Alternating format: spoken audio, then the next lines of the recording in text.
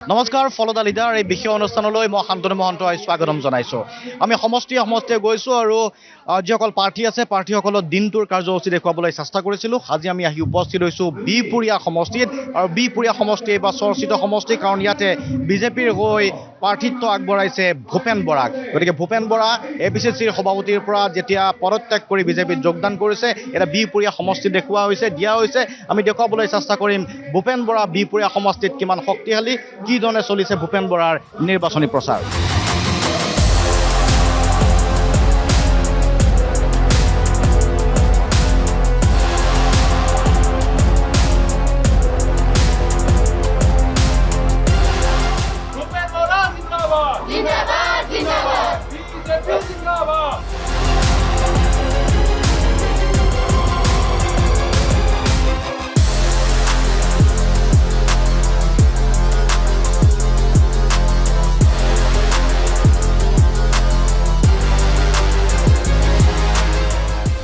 কল্পনা কৰা নাছিলোঁ যে এদিন মই বিজেপি দলৰ পদুম ফুলৰ চিনত ভোট বিচাৰি আপোনালোকৰ সন্মুখলৈ আহিম বুলি।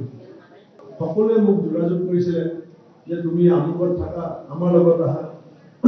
আৰু শেষত অসমৰ মুখ্যমন্ত্ৰী হিমন্ত বিশ্ব শৰ্মা ডাঙৰীয়াই টিভিত মোক লগ কৰাৰ আগতে টিভিত এটা প্ৰস্তাৱ দিছিলে যে ভূপেন বৰা যদি বিজেপিলৈ আহে, জালুকবাৰী লাগিলেও দিম, দিছপুৰ লাগিলেও দিম, বিহপুৰীয়া লাগিলেও দিম, ৰঙানদী লাগিলেও দিম। মই ঘৰতে বহি আছিলোঁ 3 দিন। আৰু এদিন মুখ্যমন্ত্ৰী মহোদয় আহি পেলাই মোৰ লগত কথা পাতিলে। কথা পতাৰ পাছত মই তেখেতক কৈছিলোঁ যে আপুনি অসমৰ চবতছে ডাঙৰ নেতা, কিন্তু বিজেপি দলত আপোনাতকৈ ডাঙৰ নেতা আছে। আমাৰ দেশৰ প্ৰধানমন্ত্ৰী আছে, আমাৰ দেশৰ গৃহমন্ত্ৰী অমিত শ্বাহ ডাঙৰীয়া আছে। তেওঁলোকে যদি মোৰ আগমনটো ভাল নাপায়, তেতিয়াতো মোৰ কাৰণে বিপদ হ'ব। তেতিয়া মুখ্যমন্ত্ৰী মহোদয়ে মোক টেলিফোনতে গৃহমন্ত্ৰীৰ সৈতে কথা পতাই দিছিল আৰু তাৰ পাছত মোক তেখেতৰ লগত বহায়ো এখন মিটিং কৰাই দিছিল। এইটো মোৰ পঞ্চায়ত, ইয়াতে মই মৰিব লাগিব। সেইকাৰণে মই জিকা হৰাটোৱে শেষ কথা নহয়, ভোট পোৱা নোপোৱাটো শেষ কথা নহয়। মোক বহুতে কৈ আছে কালিলৈকে কংগ্ৰেছ, আজি বিজেপি, এনেকৈ বহুতে কিবা কিবি ঠাট্টা নমস্কাৰ কৰিছে। মই এইবিলাক বেয়া পোৱা নাই, কিন্তু মই এষাৰ কথা আপোনালোকক কৈছোঁ, লাচিত বৰফুকনে যে মোমায়েকক কাটিছিলে, কোনটো পলিটিকেল পাৰ্টিৰ কাৰণে কাটিছিলে? কোনটো ৰাজনৈতিক দলক ইলেকশ্যন জিকাবৰ কাৰণে কাটিছিলে? অসমীয়া জাতি, স্বজাতি আৰু স্বদেশক মোগলৰ আক্ৰমণৰ পৰা বচাবৰ কাৰণে কাটিছিলে।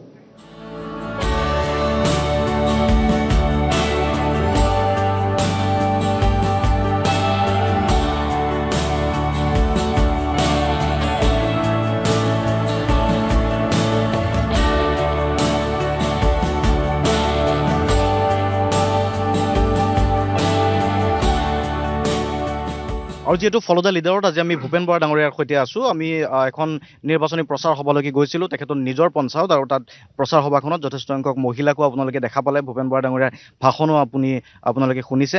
আপোনাৰ নিজৰ পঞ্চায়ত আপুনি কৈছে যে এই পঞ্চায়তখনত মই হাৰোঁ আৰু সেইবাবে মোক তুচ্ছ তাচ্ছিল্যও কৰা হৈছিল, আৰু এইবাৰ এই পঞ্চায়তবাসীয়ে আপোনাক জিকাই লৈ যাব। ইয়াৰ ৰণনীতিটো কি?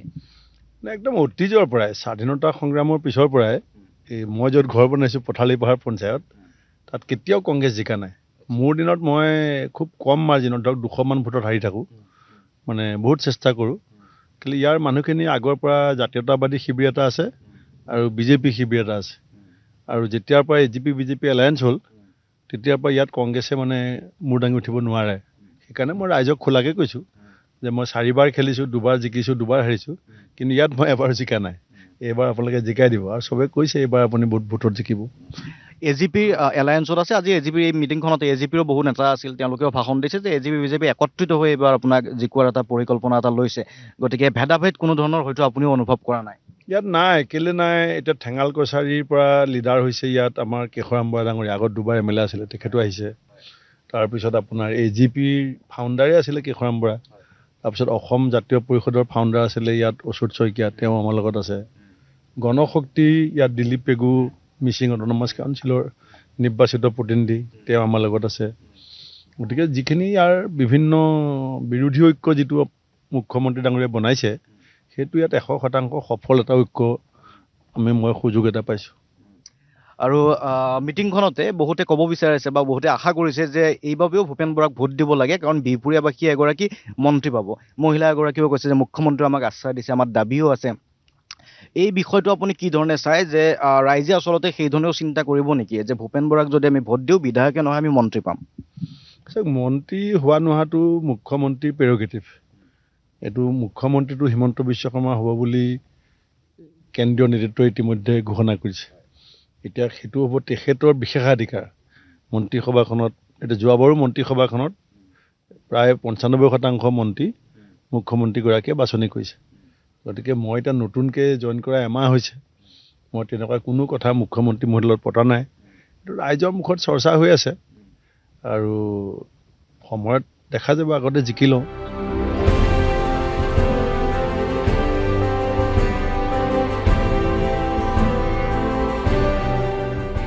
CM দিবলৈ মই দিলোঁ, CM লগে লগে অ'কে বুলি দিলে। আমাৰ এই মই দেখাইছিলোঁ আমাৰ ষ্টেচনৰ কাম তেওঁ চিঠি পঠালে, চিঠিও পঠালে। এইটো মই শুনিছিলোঁ, মোৰ কৈছে শুনিছিলোঁ।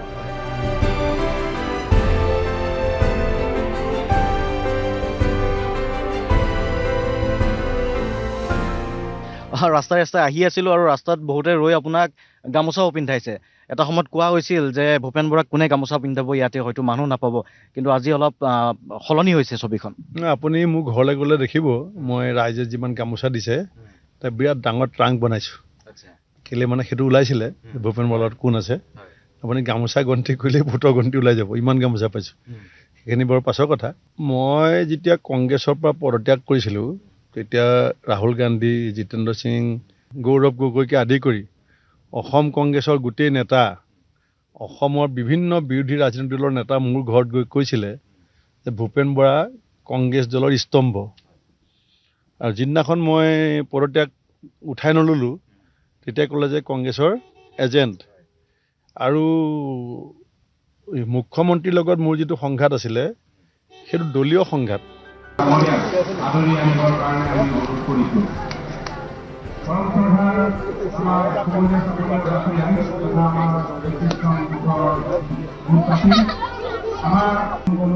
ভূপেন বৰা জিন্দাবাদ, জিন্দাবাদ, জিন্দাবাদ। ভূপেন বৰা জিন্দাবাদ, জিন্দাবাদ, জিন্দাবাদ। ভূপেন বৰা জিন্দাবাদ, জিন্দাবাদ, জিন্দাবাদ, জিন্দাবাদ। হিমন্ত বিশ্ব শৰ্মা জিন্দাবাদ, জিন্দাবাদ, জিন্দাবাদ। জিন্দাবাদ, জিন্দাবাদ, জিন্দাবাদ। ভূপেন বৰা জিন্দাবাদ, ভূপেন বৰা জিন্দাবাদ, জিন্দাবাদ।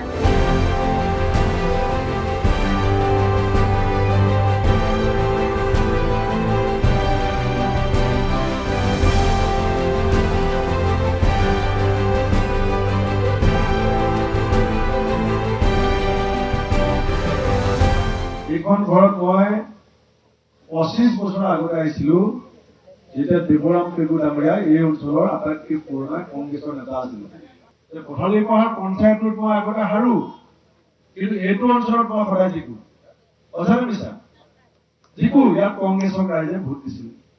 কিন্তু আজি এনেকুৱা এটা পৰ্যায়ত পালেহি, যিটো কংগ্ৰেছত মই গৈছিলোঁ, সেই কংগ্ৰেছটো এতিয়া তেনেকুৱা হৈ থকা নাই। মইতো তেজ দিছোঁ কংগ্ৰেছৰ কাৰণে, এইটো চবেই দেখিছে। কিন্তু তাৰ পাছতো কংগ্ৰেছক কোনোবা মানুহে আদৰি ল'লে জানো? মহাভাৰতৰ যুদ্ধ ককাই ভাই মাজত হৈছিল, আপোনালোকে জানে। এতিয়া স্বাৰ্থৰ কথা আছে। এটা হৈছে ব্যক্তিগত স্বাৰ্থ, এটা হৈছে দলৰ স্বাৰ্থ, আৰু এটা হৈছে আমাৰ দেশৰ স্বাৰ্থ। দেশখন কিন্তু বিজেপি ফালে গুচি গ'ল। আৰু আজি মুখ্যমন্ত্ৰী আহি পেলাই মোক কাষত লৈ পেলাই কৈছে, মূৰত হাত দি পেলাই কৈছে যে ভূপেন বৰাক জিকাই দিয়ক। বিহপুৰীয়া সমষ্টিত যোৱা 5 বছৰত যিমান কাম হৈছে, অহা 5 বছৰ তাতকৈ 4 গুণ কাম কৰিব। সেই 4 গুণ কাম কৰিবৰ স্বাৰ্থত আপোনালোকে সেই 4 গুণ কামৰ ভাগটো ক'লে আহিব? আমাৰ বিহপুৰীয়া সমষ্টি চুকে কাৰণে আহিব।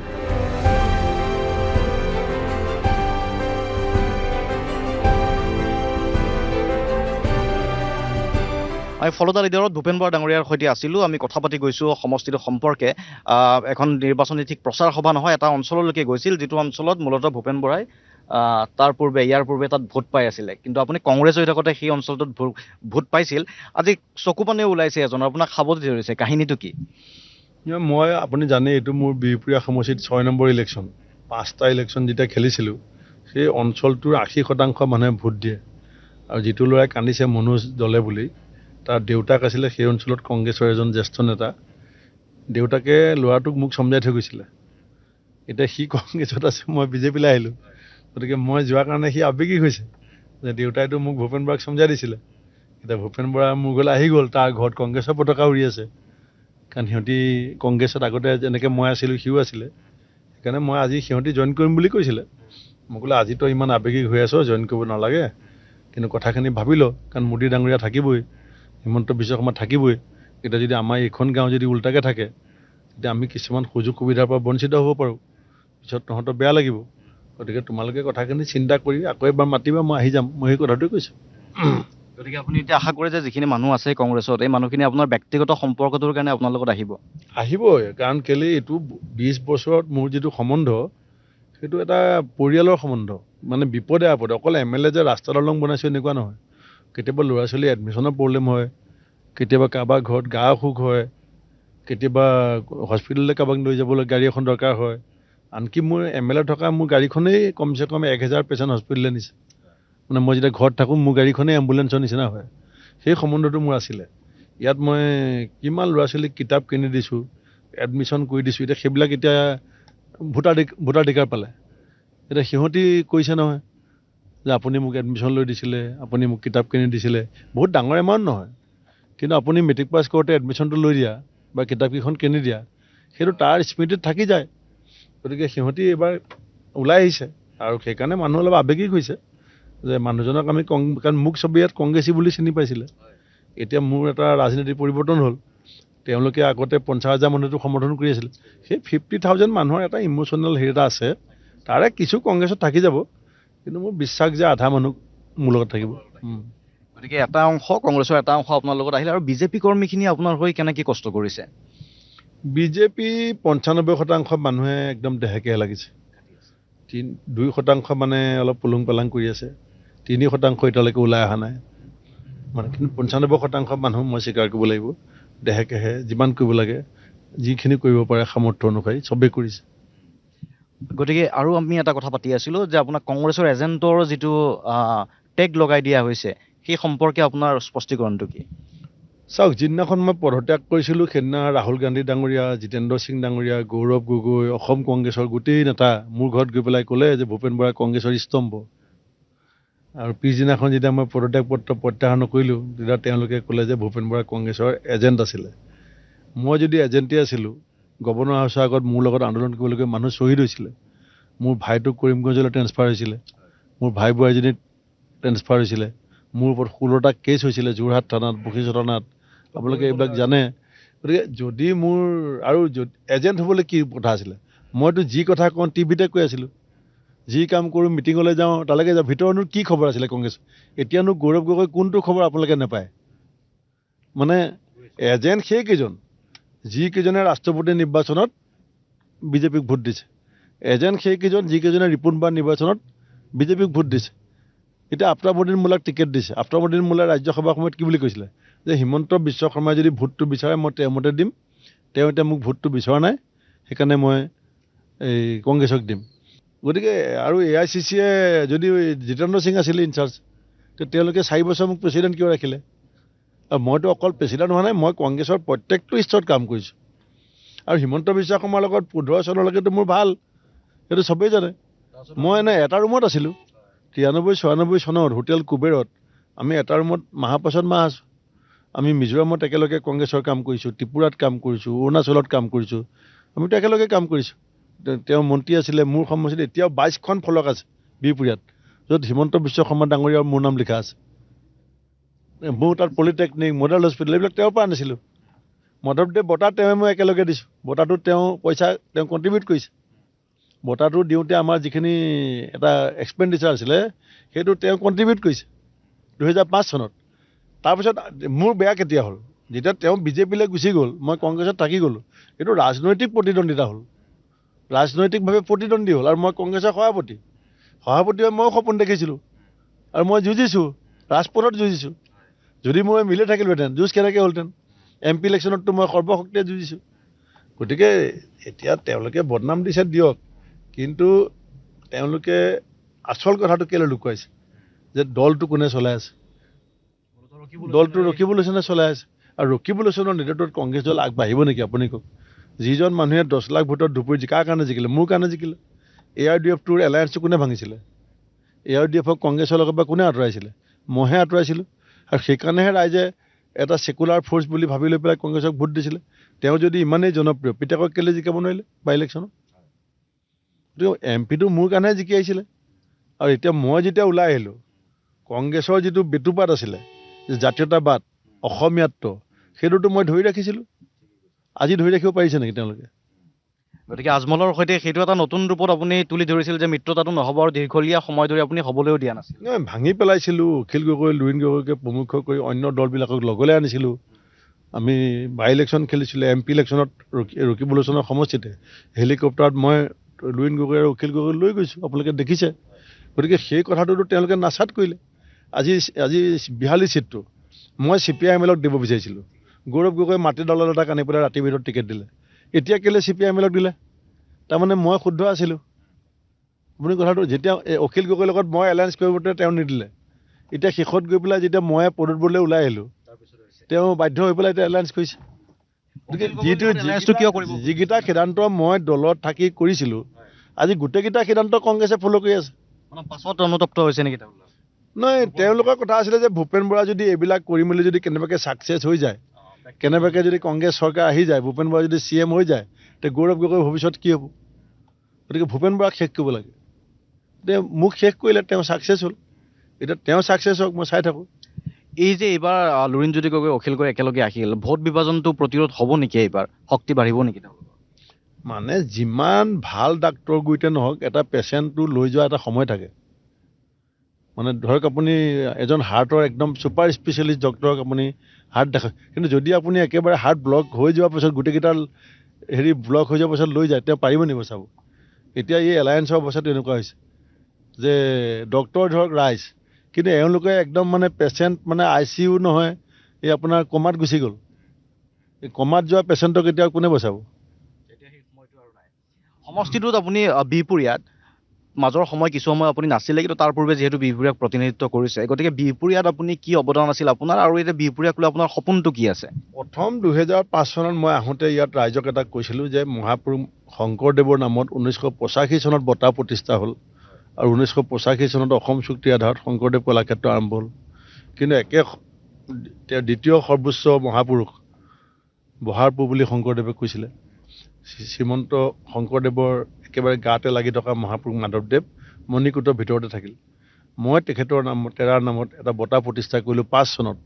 ইলেকশ্যন হৈছে 6 চনত, আৰু 5 চনতে বিহপুৰীয়া ৰাইজক ক'লোঁ যে যদি জীৱনত সুযোগ পাওঁ, ইয়াত শংকৰদেৱৰ কলাক্ষেত্ৰ আৰ্হিত ইয়াত এখন মাধৱদেৱ কলাক্ষেত্ৰ বনাম। আৰু কাম আৰম্ভ কৰিলোঁ 7 কোটি টকা দি, কিন্তু শেষ কৰাৰ আগতে হাৰিলোঁ। ডক্টৰ হিমন্ত বিশ্ব শৰ্মা ডাঙৰীয়াই কলাক্ষেত্ৰ পূৰ্ণাংগ ৰূপ দিলে। আৰু মোৰ এই পলিটেকনিক এখন বহালোঁ ইয়াত। আগতে তেনেকুৱা কোনো ইনষ্টিটিউশ্যন নাছিল। মডেল হস্পিটেল বহালোঁ, বিহপুৰীয়া 30 বেডৰ হস্পিটেল বহালোঁ। চেঁচা বুলি এখন নদী আছে, দলঙেই নাছিলে, 4 মাহ যাতায়াত বন্ধ হৈ থাকে। তাত 35 কোটি টকা ৱৰ্ল্ড বেংকৰ পৰা আনি তাত দলং, মানুহে বিশ্বাস কৰা নাছিলে ইমান ডাঙৰ দলং হ'ব বুলি। দূৰপাঙৰ ওপৰত দলং নাছিলে।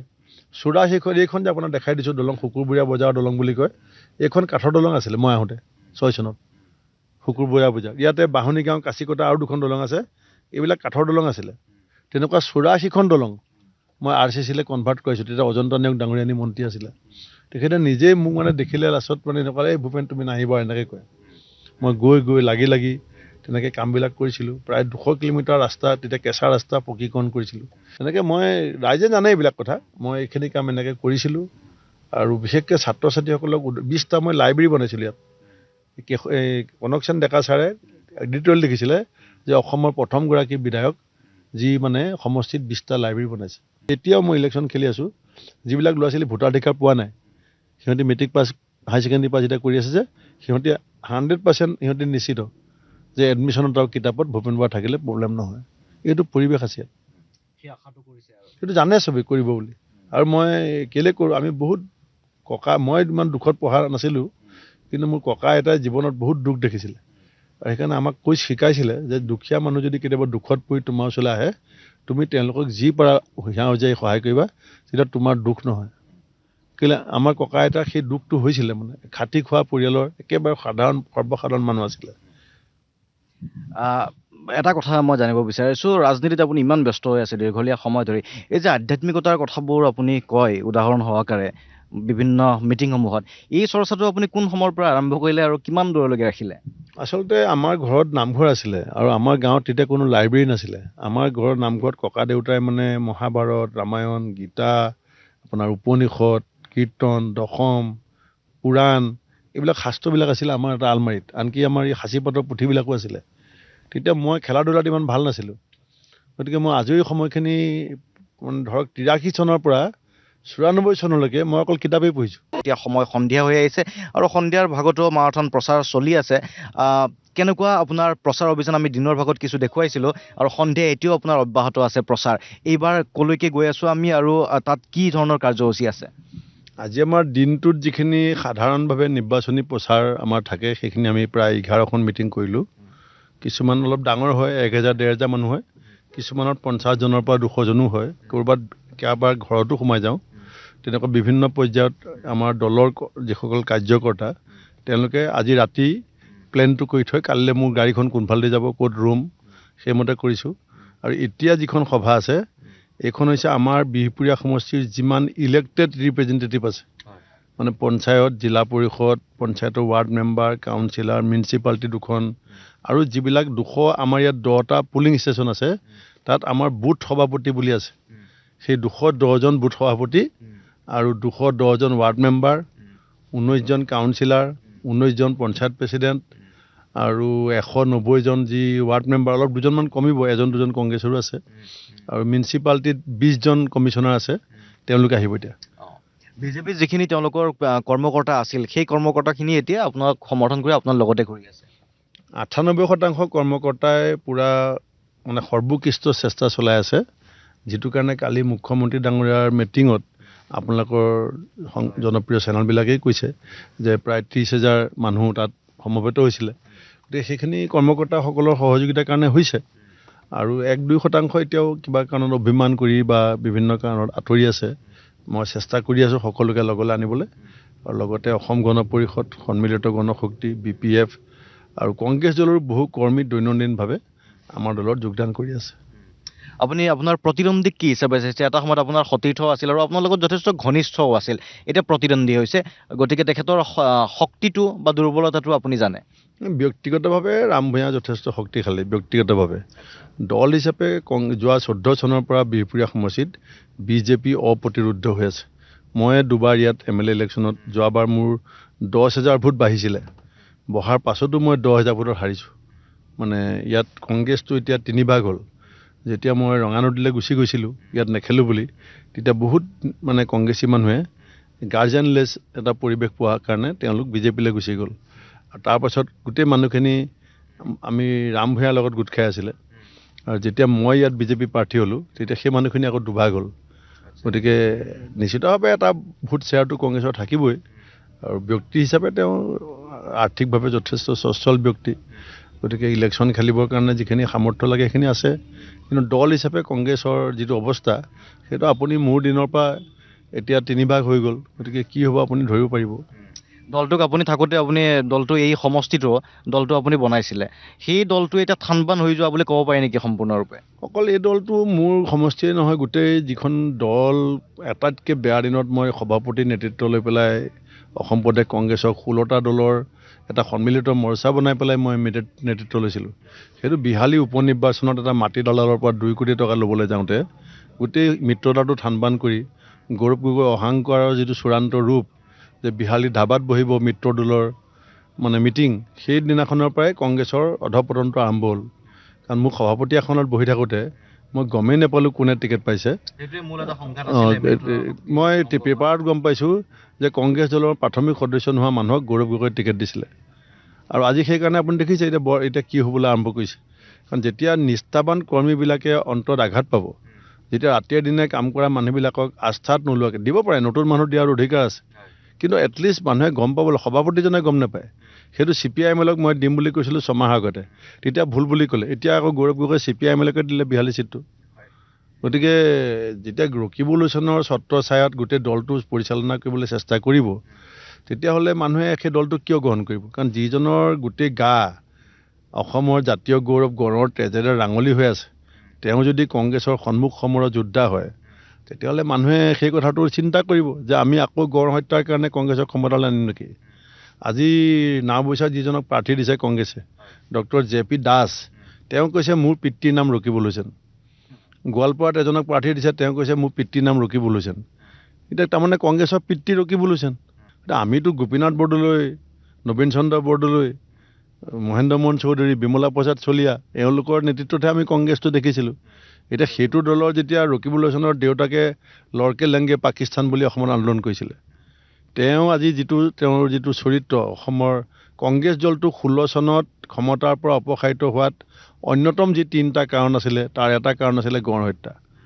আজি সেই মানুহজন যেতিয়া দলৰ হৰ্তাকৰ্তা বিধতা হ'ব গতিকে কংগ্ৰেছ দলৰ অৱক্ষয় হোৱাটো স্বাভাৱিক কথা গৌৰৱ গগৈ যোৰহাটত এইবাৰ কি হ'ব কাৰণ যোৰহাটৰ ৰাজনীতিও আপোনাৰ নখ দৰ্পণত আছে আপুনিও যোৰহাটৰ সংগঠনটো দেখা পাইছিল যোৰহাটত লোকসভা নিৰ্বাচনৰ ফলাফলটো পঞ্চায়ত নিৰ্বাচনত ৰাইজে জানি বুজি ভাবি চিন্তি পৰিৱৰ্তন কৰিছিলে পঞ্চায়ত নিৰ্বাচনত কংগ্ৰেছ দলে এখনো আসনত যোৰহাটত জিকিব পৰা নাছিলে পঞ্চায়ত নিৰ্বাচনৰ ৰিজাল্ট বেয়া হোৱাৰ কাৰণে মোক বলিকা বকৰা বনালে গৌৰৱ গগৈহঁতে যে ভূপেন বৰাৰ নেতৃত্বত পঞ্চায়ত বেয়া হ'ল এতিয়া মোৰ নেতৃত্বত অসমত বেয়া হ'ল মই মানি ল'লোঁ এতিয়া গৌৰৱ গগৈ সভাপতি হোৱাৰ পাছত BTRত যেতিয়া লোকসভা নিৰ্বাচনত মই সভাপতি আছিলোঁ তেতিয়া 2টা ছিট মিলাই পেলাই কংগ্ৰেছে 5.5 লাখ ভোট পাইছিলে আৰু 20 বছৰৰ মূৰত আমি BTRত এইবাৰ কেণ্ডিডেট দিছিলোঁ আৰু গৌৰৱ গগৈয়ে যেতিয়া BTR ইলেকশ্যন খেলিলে কাউন্সিল তেতিয়া 45,000 ভোট পাইছে গতিকে তেওঁৰ যিটো পলিটিকেল গ্ৰাফ সেইটো আপুনি যোৰহাটৰ পঞ্চায়ত নিৰ্বাচনটো চাই লওক তিতাবৰৰ পঞ্চায়ত নিৰ্বাচনটো চাই লওক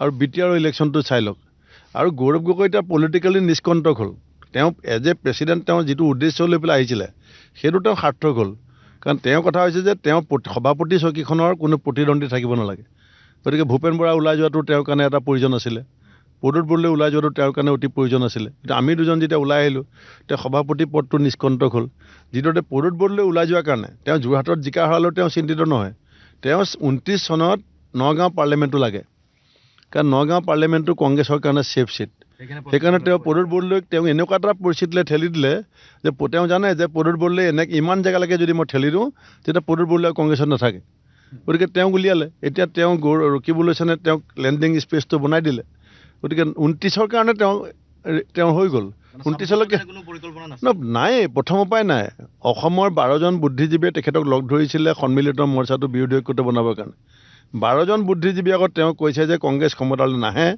বিৰোধী ঐক্য হ'লেও ক্ষমতালৈ নাহে তেতিয়া মোক বিৰোধীজীৱীসকলে আপত্তি কৰিলে যে গৌৰৱ গগৈয়ে যদি সভাপতি হৈ পেলাই এনেকৈ কথাবিলাক কৈ থাকে তেতিয়াহ'লে এইটোতো সভাপতিয়েতো মানুহক মটিভেট কৰিব লাগে ডিমটিভেটেড কৰি আছে তেতিয়া মই তেওঁক ঘৰত গৈ পেলাই ক'লোঁ যে গগৈ এইটো বেয়া কথা হৈছে এজন সভাপতিয়ে কেতিয়াও তেতিয়া ক'লে দাদা মইতো ফ্ৰেংক মানুহ মই কি মিছা কথা ক'লোঁ মই সঁচা কথা কৈছোঁ আজি তেওঁ যিটো প্ৰাৰ্থিত্ব বিতৰণ কৰিছে টিকেট আপুনি চাব তেওঁ কোনো এনেকুৱা মানুহক টিকেট দিয়া নাই যোনে জিকিবৰ কাৰণে যুঁজিব তেওঁ প্ৰাৰ্থিত্ব দিছে যাতে সমষ্টিটোত তেওঁ এজন কেণ্ডিডেট তেওঁৰ মানে য়েছ বছ মানুহ কিছুমানক তেওঁ প্ৰমোট কৰিছে তেওঁ এটা অলিক কল্পনা যে 31ত তেওঁ মানে চৰকাৰ বনাব ধনৰ লেনদেনৰ অভিযোগো আপুনি আনে নেকি